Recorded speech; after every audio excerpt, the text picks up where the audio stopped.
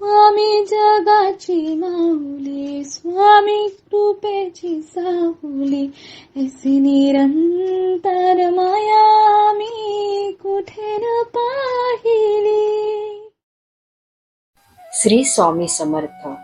सर्व मित्रमैत्रिणींचे आपल्या श्री दत्त अनुभूती परिवारामध्ये सहर्ष स्वागत आहे. श्री स्वामींची कृपा तुमच्यावर निरंतर बहरत राहू दे. मी आज तुम्हाला श्री गोपाळबुवा केळकर लिखित बखर क्रमांक 5 सांगणार आहे.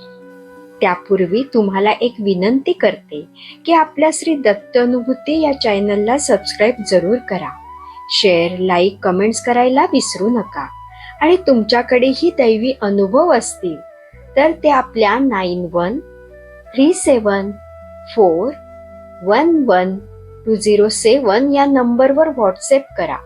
आपण ते हजारो भक्तांपर्यंत पोचूया, भक्तीचा प्रसार करूया आणि आनंद पसरूया. श्री स्वामी समर्थ.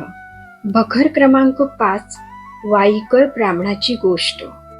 श्री क्षेत्र वाई येथील एक ब्राह्मण गाणगापूरला सेवा करण्यासाठी राहिला होता. अक्कलकोटच्या श्री स्वामींची कीर्ती ऐकून तो श्रींच्या दर्शनास आला.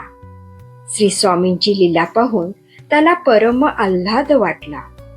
एके दिवशी ब्राह्मण श्री स्वामी सन्निध बसला असता श्री स्वामींना त्याने आपणास एकाने फसविल्याबद्दल हकीकत सांगितली.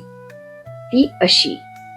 ब्राह्मण म्हणाला, काही दिवसापूर्वी वाईला एक अनुष्ठानी बुवा आला होता. अनुष्ठानाची समाप्ती करून श्री दत्ताप्रित्यर्थ ब्राह्मण भोजन घालण्याचा त्याने बेत केला. त्याच्याजवळ पैसे नव्हते.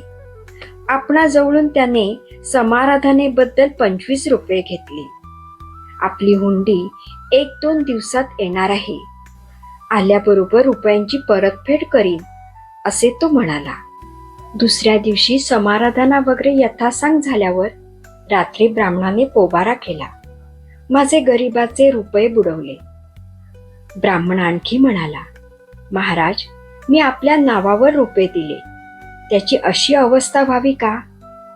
महाराजांनी उत्तर दिले नाही. पण दर्शनाकरता पुष्कळ लोकांची तेथे गर्दी जमली होती. त्यापैकी एका गृहस्थाकडे बोट दाखविले. महाराज काय दाखवितात हे पाहण्यास ब्राह्मण मागे वळून पाहू लागला. तो काय विलक्षण चमत्कार झाला पहा. ज्या ब्राह्मणाने त्याला फसवले तोच ब्राह्मण त्याच्या मागे उभा होता. आपणास फसवणारा ब्राह्मण ओळखून वाईकरांनी त्याला धरून ठेवले. दोघांची बाचाबाची होऊ लागली. शेवटी ब्राह्मणाने आपली लबाडी कबूल केली. त्याच्याजवळ रोख पैसा नव्हता. मग गोविंदराव टोळ व दुसरे गृहस्थ मध्ये पडून दोघांची समजूत काढली. ब्राह्मणाजवळ सकलातीची मोठी टोपी, गुरुचरित्राची पोथी व नाशिकचा तांब्या पेला वगैरे जिन्सा होत्या. त्या वाईकर ब्राह्मणाला देऊन त्याची समजूत काढली. नंतर वाईकरांनी महाराजांची अशी प्रार्थना केली की आपल्या कृपेने माझे रुपये मला मिळाले, त्याचे काय करायचे त्याबद्दल आज्ञा व्हावी.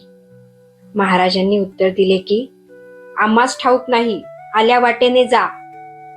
ब्राह्मण निघून गेला. इथे बखर क्रमांक 5 समाप्त होते. श्री स्वामी समर्थ.